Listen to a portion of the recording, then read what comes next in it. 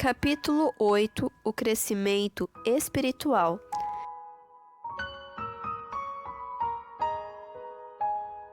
A transformação do coração pela qual nos tornamos filhos de Deus é chamada na Bíblia de novo nascimento.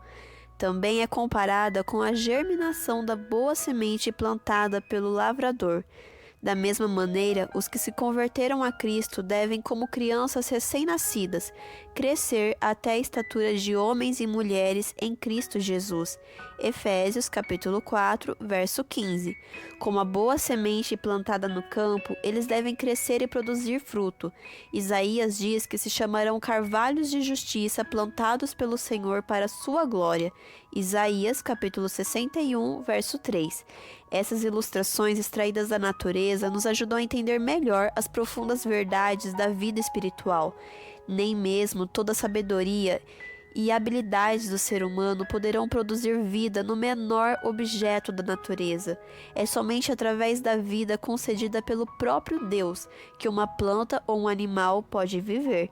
Assim, é somente através da vida que vem de Deus que a vida espiritual é gerada no coração humano. A menos que uma pessoa nasça de novo, não poderá tornar-se participante da vida que Cristo veio dar. Como ocorre com a vida, assim acontece com o crescimento. É Deus quem faz o botão tornar-se flor e a flor fruto. É pelo seu poder que a semente se desenvolve. Primeiro a erva, depois a espiga e por fim o grão cheio na espiga. Marcos capítulo 4, verso 28. O profeta Oséias diz que Israel florescerá como lírio. Eles serão vivificados como cereal e florescerão como a vide. E Jesus nos convida a observar os lírios. As plantas e flores não crescem pelo seu próprio cuidado, ansiedade ou esforço, mas crescem por receberem aquilo que Deus fornece para lhes dar vida. A criança não pode, por um desejo ou poder próprio, aumentar sua estatura. Nem você tem como garantir seu crescimento espiritual por meio de sua vontade ou poder. A planta e as crianças crescem recebendo do seu ambiente aquilo que é necessário para a vida: ar, luz do sol e alimento. O que esses dons da natureza representam para os animais e as plantas, também Cristo representa para os que confiam nele. Ele é sua luz perpétua. Isaías capítulo 60, verso 19. Seu sol e escudo. Salmos capítulo 84, verso 11. Ele será para Israel como orvalho. Oséias capítulo 14, verso 5. Será como chuva que desce sobre a campina ceifada. Salmos capítulo 72, verso 6. Ele é a água viva, o pão de Deus, que desce do céu e dá vida ao mundo. João capítulo 6, versos 33. No incomparável dom do seu Filho, Deus envolveu o mundo inteiro com uma atmosfera de graça tão real como o ar que circunda o globo. Todos os que escolherem respirar essa atmosfera vivificadora viverão e crescerão, alcançando a estatura de homens e mulheres em Cristo Jesus. Assim como a flor volta-se para o sol, para que seus brilhantes raios possam ajudá-la a aperfeiçoar sua beleza e simetria, assim devemos volver-nos para o sol da justiça, para que a luz do céu brilhe sobre nós e nosso caráter seja desenvolvido à semelhança de Cristo. Jesus ensina a mesma coisa ao dizer: permanecei em mim e eu permanecerei em vós. Como não pode o ramo produzir fruto de si mesmo, se não permanecer na videira, assim nem vós o podeis dar, se não permanecerdes em mim. Sem mim, nada podeis fazer. João capítulo 15, versos 4 e 5. Para viver uma vida santificada, você é tão dependente de Cristo como o ramo depende do tronco para crescer e frutificar. Separados de Cristo, você não tem vida, não tem poder para resistir à tentação ou crescer na graça e na santidade. Permanecendo nele, você vai florescer. Se sua vida estiver ligada a ele, você não murchará, nem deixará de produzir frutos. Será como uma árvore plantada junto a fontes de águas. Muitos pensam que devem fazer sozinhos uma parte do trabalho. Confiaram em Cristo para obter o perdão de seus pecados, mas agora procuram viver retamente através de seus próprios esforços. Mas esse esforço é em vão. Jesus diz: sem mim, nada podeis fazer. Nosso crescimento na graça, nossa alegria, nossa utilidade, tudo depende de nossa união com Cristo. É pela comunhão com Ele, todo dia, toda hora, permanecendo nele, que crescemos na graça. Ele não é somente o autor, mas também o consumador da nossa fé. Cristo deve ser o primeiro e o último. Ele deve estar conosco não apenas no começo e no fim da nossa carreira, mas a cada passo do caminho. Davi disse: O Senhor, tenho sempre a minha presença, estando Ele à minha direita, não serei abalado. Salmos capítulo 16, verso 8. Você pergunta: como posso permanecer em Cristo? Da mesma maneira como você o recebeu a princípio. Ora, como recebestes Cristo Jesus, o Senhor, assim andai nele. Colossenses capítulo 2, verso 6. O justo viverá pela fé. Hebreus capítulo 10, verso 38. Você se entregou a Deus para pertencer inteiramente a Ele, para servi-lo e obedecer-lhe, como também aceitou Cristo como seu Salvador. Você não pode por si mesmo redimir-se dos próprios pecados ou transformar seu coração, mas entregando-se a Deus, você crê que Ele, por amor de Cristo, fez tudo isso por você. Pela fé você passou a ser de Cristo, e pela fé deve nele crescer, dando e recebendo. Você tem de entregar-lhe tudo, o coração, a vontade, a disposição de servir. Deve dar-se, enfim, a si mesmo, para então obedecer a todos os seus mandamentos. Você receberá tudo, Cristo, a plenitude de todas as bênçãos, para habitar em seu coração, ser sua força, justiça e esperança eterna, para que tenha o poder necessário para obedecer. Consagre-se a Deus pela manhã, faça disso a sua primeira atividade e ore. Toma-me, ó Senhor, para ser inteiramente. Deponho todos os meus planos a teus pés. Usa-me hoje para o teu serviço. Fica quer seja operado por ti. Essa é uma questão diária. Cada manhã consagre-se a Deus para aquele dia. Entregue-lhe todos os seus planos para saber se devem ser levados avante ou não, de acordo com o que sua providência indicar. Assim, dia após dia, você poderá entregar sua vida nas mãos de Deus, e ela será cada vez mais moldada segundo a vida de Cristo. A vida em Cristo é uma vida de descanso. Pode não haver êxtase de sentimentos, mas deve existir uma confiança constante e tranquila. Sua esperança não está em si mesmo, mas em Cristo. Sua fraqueza está ligada à sua força, sua ignorância à sua sabedoria, sua fragilidade ao seu eterno poder. Por isso, não olhe para você mesmo, não permita que seus pensamentos fiquem centralizados no próprio eu, mas olhe para Cristo. Pense em seu amor, sua beleza e na perfeição do seu caráter. Cristo em sua abnegação, Cristo em sua humilhação, Cristo em sua pureza e santidade, Cristo em seu incomparável amor. Esse é o tema para sua meditação, e ao amá-lo, imitá-lo e depender inteiramente dele, é que você se transforma à sua semelhança. Jesus disse: permanecei em mim. Essas palavras transmitem a ideia de descanso, estabilidade e confiança. Outra vez ele convida: vinde a mim, e eu vos aliviarei. Mateus capítulo 11, verso 28. As palavras do salmista expressam o mesmo pensamento.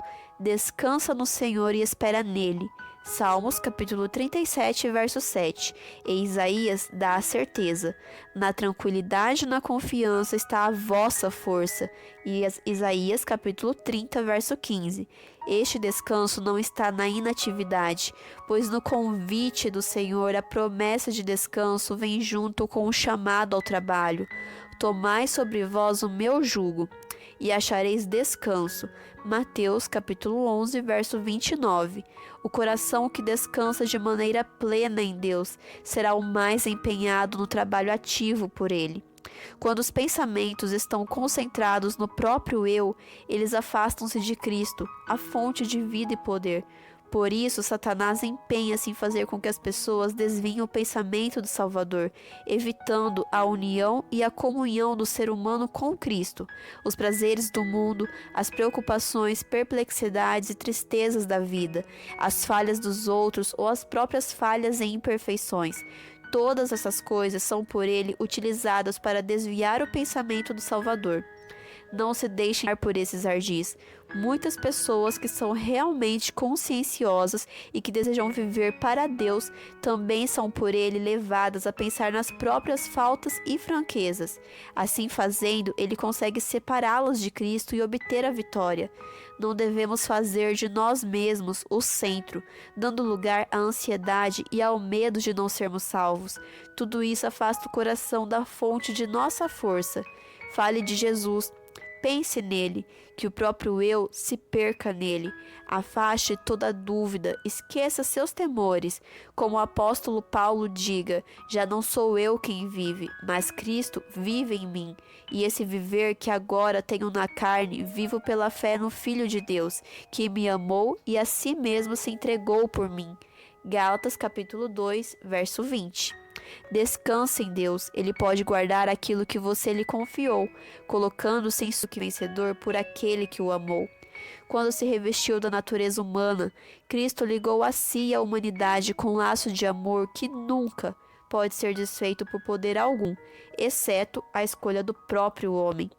Satanás sempre estará tentando nos seduzir para desfazermos esse laço, escolhendo separar-nos de Cristo. É aqui que precisamos vigiar, lutar e orar, para que nada nos induza a escolher outro mestre, pois seremos sempre livres para assim fazer. Mas fixemos nossos olhos em Cristo, e Ele nos preservará. Se olharmos para Jesus, estaremos a salvo. Nada pode arrancar-nos de sua mão. Contemplando constantemente, somos transformados de glória em glória, na sua própria imagem, como pelo Senhor o Espírito. 2 Coríntios, capítulo 3, verso 18. Foi dessa maneira que os primeiros discípulos alcançaram a semelhança com o amado Salvador. Quando ouviram as palavras de Jesus, esses discípulos sentiram a necessidade que tinham dele. Eles o buscaram, o encontraram e o seguiram. Estavam com Jesus em casa, à mesa, nos aposentos mais reservados e no campo. Estavam com ele como alunos de seu professor, recebendo diariamente de seus lábios lições da santa verdade. Olhavam para como servos para seu Senhor o que tinham a fazer. Esses discípulos eram homens sujeitos aos mesmos sentimentos que temos. Tiago, capítulo 5, verso 17. Como nós, também tinham que lutar contra o pecado. Precisavam da mesma graça para viver uma vida santificada.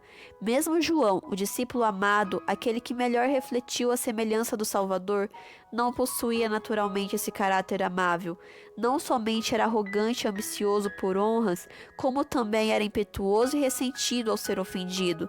Mas, ao manifestar-se o caráter do que é divino, ele viu sua deficiência e, reconhecendo isso, humilhou-se. A força e a paciência, o poder e a ternura, a majestade e a mansidão que contemplava na vida diária do Filho de Deus enchiam sua alma de admiração e amor. Dia após dia, o seu coração era atraído para Cristo, até perder de vista a si próprio. Por amor ao seu mestre, seu temperamento ressentido e ambicioso deu lugar ao poder modelador de Cristo. A influência regeneradora do Espírito Santo renovou seu coração. O poder do amor de Cristo operou a transformação do seu caráter. Esse é o resultado da união com Jesus. Quando Cristo habita o coração, toda a natureza é transformada. O Espírito de Cristo e seu amor abrandam o coração, subjuga a alma e eleva os pensamentos e desejos para Deus e o céu. Quando Cristo subiu ao céu, seus seguidores ainda sentiam sua presença. Era uma presença pessoal, cheia de amor e luz.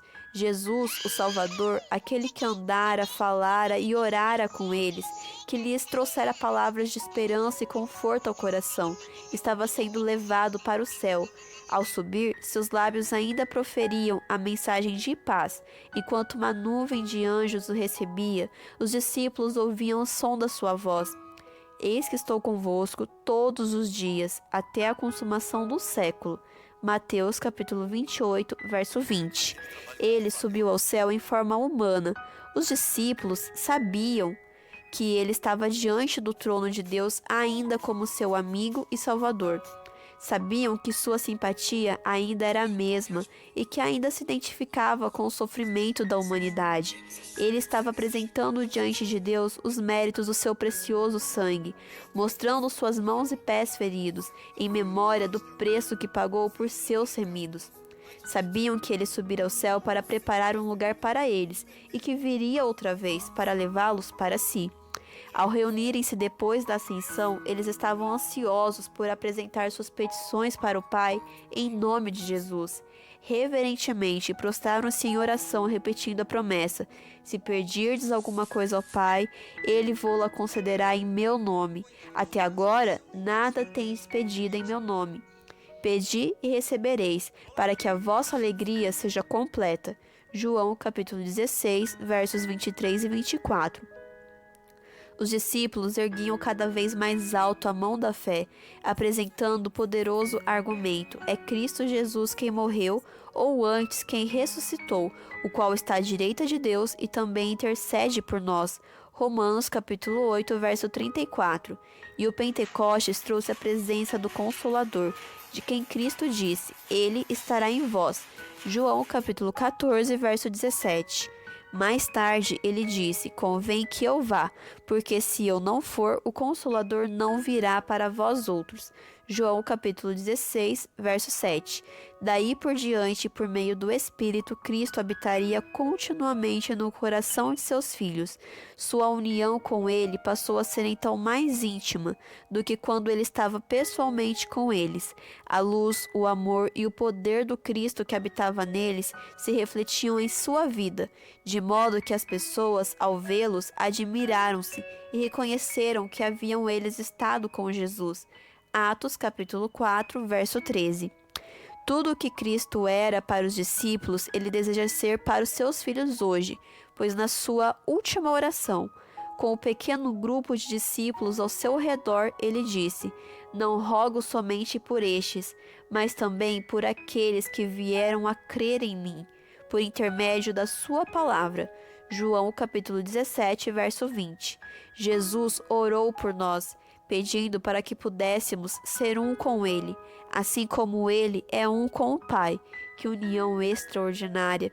Disse o Salvador a respeito de si mesmo: o Filho nada pode fazer de si mesmo.